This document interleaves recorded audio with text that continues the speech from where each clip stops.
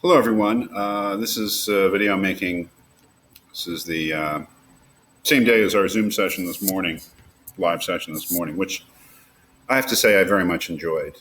I mean, maybe I talked too much. I'm sorry, but I thought we really got into in conversation really the deep questions of Nagel's essay, and I have to say, and I hope I'm not flattering you. I was very impressed by the level of your understanding of uh, the issues at stake. But one of the things I said during that meeting is that if I can't do it in the Zoom meeting or the live meeting, I like to make a video where I review the study questions for each reading.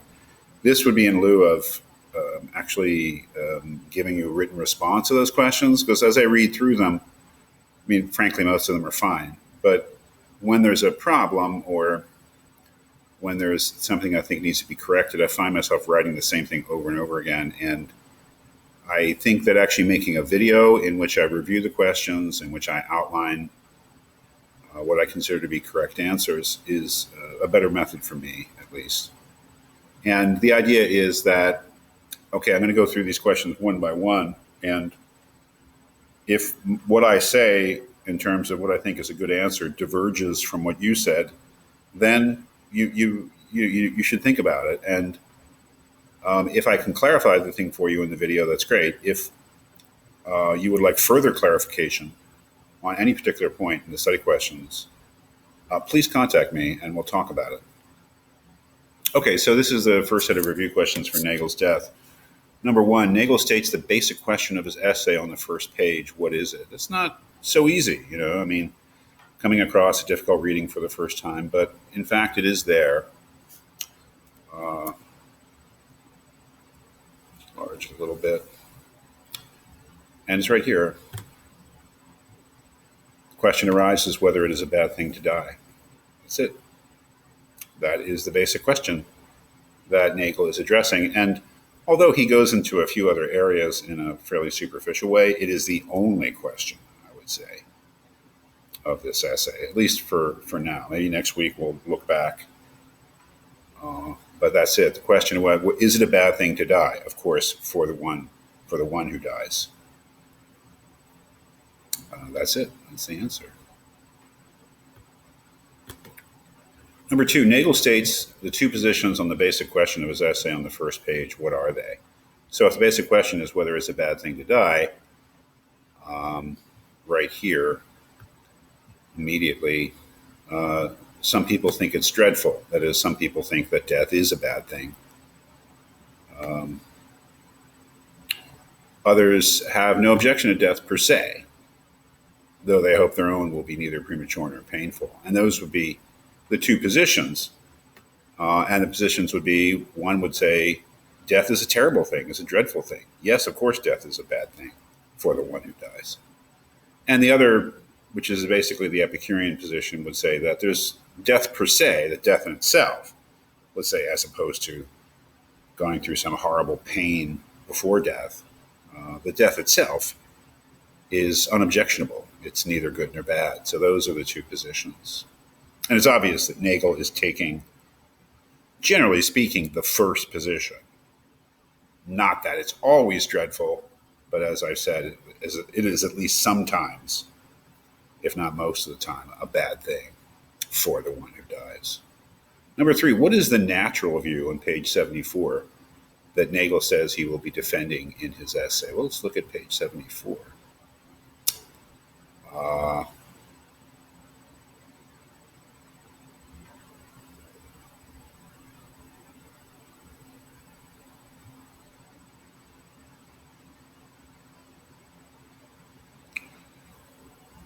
Where does he say it? I thought I knew. Oh, it's right here, in the second paragraph.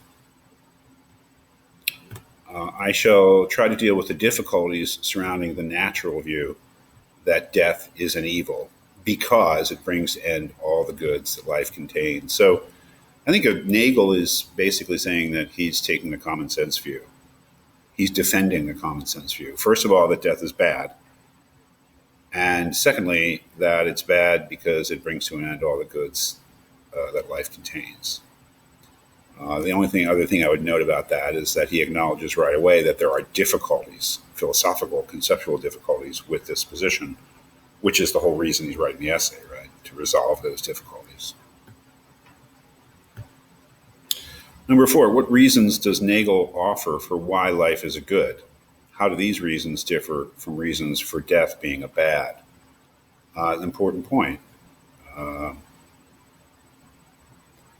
If you look down at the bottom of page 74, you see he says, if we turn from what is good about life to what is bad about death, the case is completely different.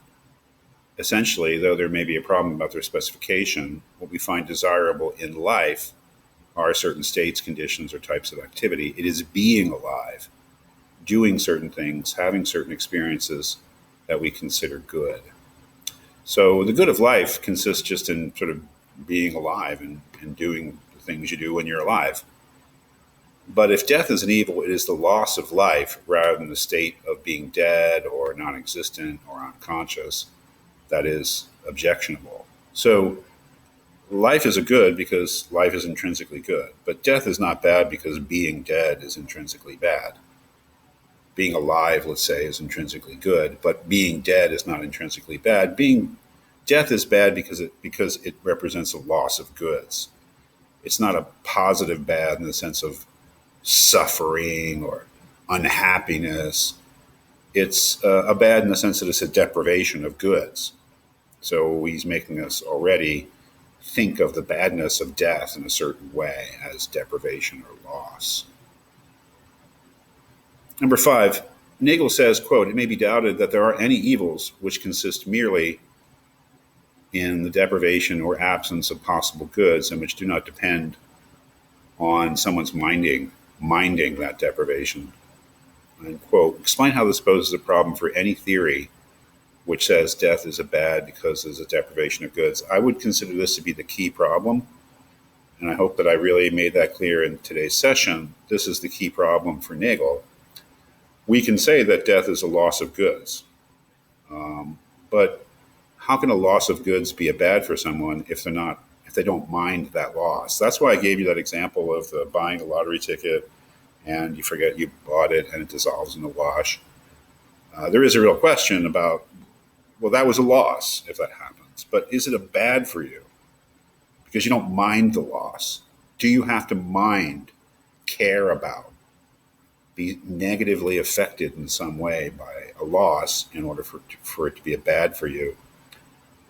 That is the problem. Epicurus would probably say yes. If you have no sensation or awareness, nothing can be a bad for you because you don't mind the thing.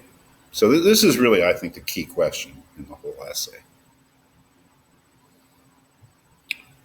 Number 6, Nagel refers to, quote, to the, quote, common remark that, quote, what you don't know can't hurt you. Does he agree or disagree with this remark? This question is very straightforward, and it may seem too simple a question, but I asked it because students do get mixed up in their writing. Nagel disagrees with that remark. The whole point of the essay is that he disagrees with that remark. Okay, I mean, maybe it wasn't. It was a difficult essay. I'm not saying on a first reading or a second reading or the first time you come across it that you're expected to master it.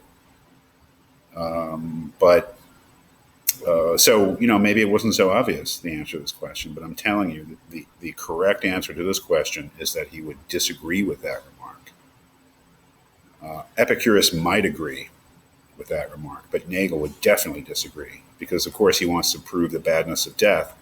And guess what? The dead don't know that they're dead. So if what you don't know can't hurt you, then death can't be a bad. And that's exactly what Nagel wants to refute. Number 7, describe Nagel's hypothetical about the man who has a brain injury. How is this hypothetical relevant to whether the deprivation caused by death is a bad thing? I just want to skip to the second part of that question. This is extensively discussed in today's live session. But as I said in that session, what you really need to consciously realize is that the Nagel has crafted that hypothetical to basically say that the man who suffered the brain injury is in a very similar position to someone who's died. That is, they suffered a loss of goods, but they are not aware of that loss, and they are not being made unhappy by that loss for different reasons. His argument, his use of that hypothetical is that, well, of course, we would say that the man who had suffered this brain injury, that something bad had happened to him. Well, if we're willing to say that, Nagel is arguing, then we should be willing to say that despite the fact that the dead are not aware of what they've lost, that something bad has happened to them too. That is, they've died. I think there's a second. Is there a second set here? And I'm going to have to stop doing all these questions. Oh, they're shorter. Good. Sorry about that. Number one, Nagel's basis for saying that death is bad for a man who has died is that, quote, he has lost his life. And if he had not died, he would have continued to live it and to possess whatever good there is in living. Do you think this is a coherent theory of the badness of death? Why or why not? Well, of course, that's an open-ended question. Why wouldn't it be a coherent theory of the badness of death? Well, from an Epicurean point of view, it's totally incoherent. That is, it contains a logical contradiction.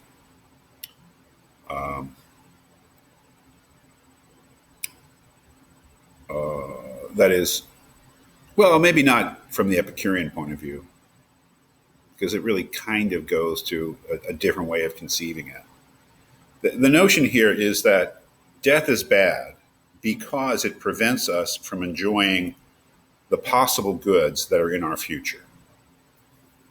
And so let me correct myself. I think this is the way you should approach it. That is, when he says if he had not died, he would have continued to live and possess whatever good there is in living, indicates that the badness of death consists in the cancellation of future goods. That is, if I had not died, let's say I died today, well, I died today. And that meant that I was prevented from enjoying the goods of tomorrow. And that's what the badness of death consists in. When we ask whether this is coherent, well, I guess what I'm really getting at there is maybe some possible problems with this theory of the badness of death, because what it would imply is that every time we are prevented through some accident of fortune from enjoying a future good, then something bad has happened to us. Let's say I'm walking down the street and a bird flies over my right shoulder, so I look around.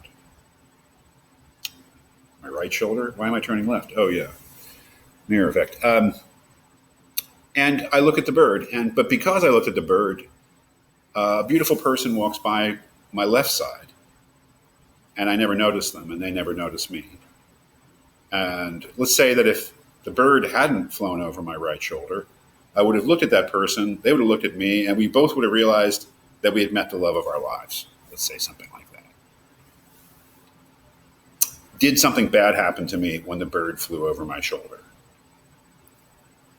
Well, I think that if we're going to go with this general idea that things are bad if they deprive us from experiencing future goods, then we would have to say yes. But then, does that mean that every time something happens that prevents me from experiencing some future good that I've experienced a bad thing? It just seems to me that the theory can get out of hand, if you're following me. It may not be the best explanation, so if you'd like to talk more about this issue, please feel free to contact me. Finally, number two, does Nagel think that death is bad for someone who dies in extreme old age? Why or why not?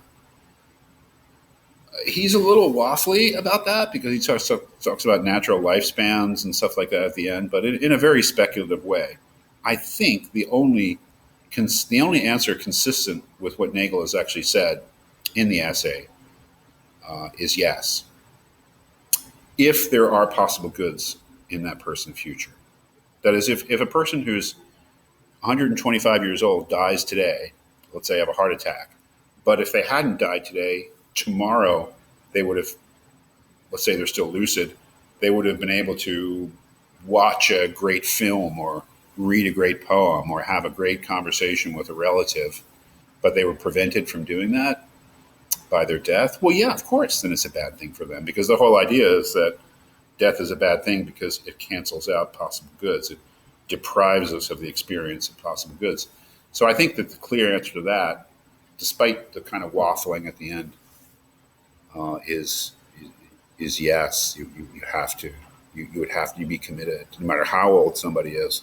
If their death canceled out future goods, then their death is a bad thing for them.